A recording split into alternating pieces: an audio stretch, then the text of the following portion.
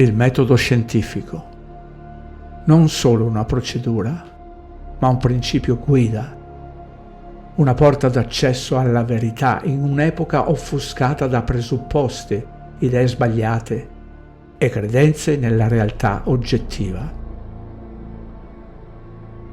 Molto tempo fa la scienza non era dominio delle istituzioni, era dominio dell'individuo. Il ricercatore serio della verità, armato del metodo per la scoperta della verità. Il metodo scientifico è un percorso che deve seguire ciò che è osservabile, misurabile e ripetibile.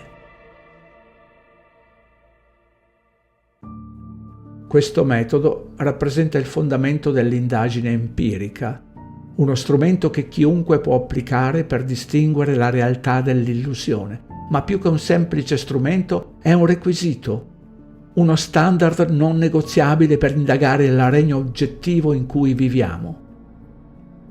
Senza aderire ai suoi principi, qualsiasi affermazione riguardante il mondo naturale rimane non dimostrata e priva di validità empirica.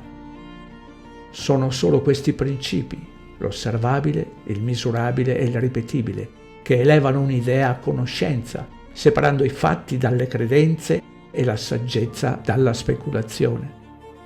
Eppure, quando si tratta della forma della Terra, molti hanno abbandonato questi principi, affidandosi invece agli appelli dell'autorità, teorie falsificabili e all'eco di credenze istituzionalizzate. La verità non teme alcuna indagine.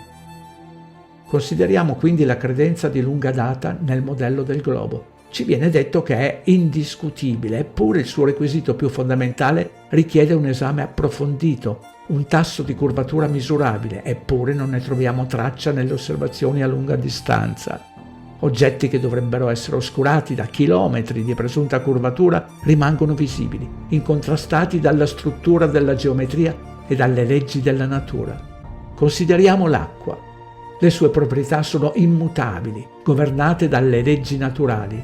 Gli specchi d'acqua a riposo definiscono una superficie piana. Questa non è un'ipotesi, è un fatto dimostrabile della realtà. Eppure ci viene detto che il mondo stesso, sotto i nostri piedi, coperto principalmente dall'acqua, è curvo. Ma in ogni osservazione, in ogni misurazione diretta, l'acqua rimane livellata.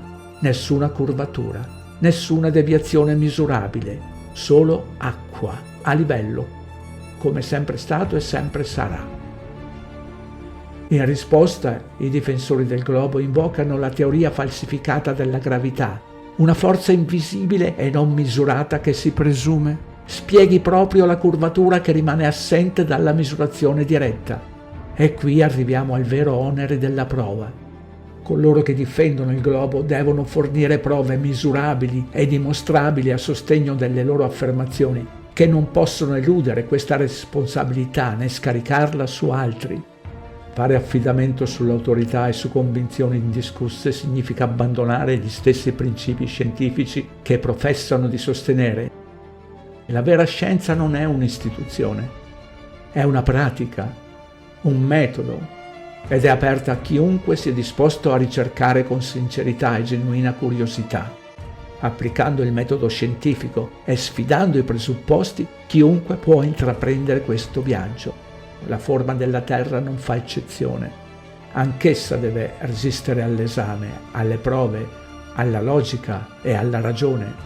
Cercare la verità significa mettere in discussione ciò che ci viene detto, il falso che non regge, e seguire l'evidenza ovunque essa possa portare.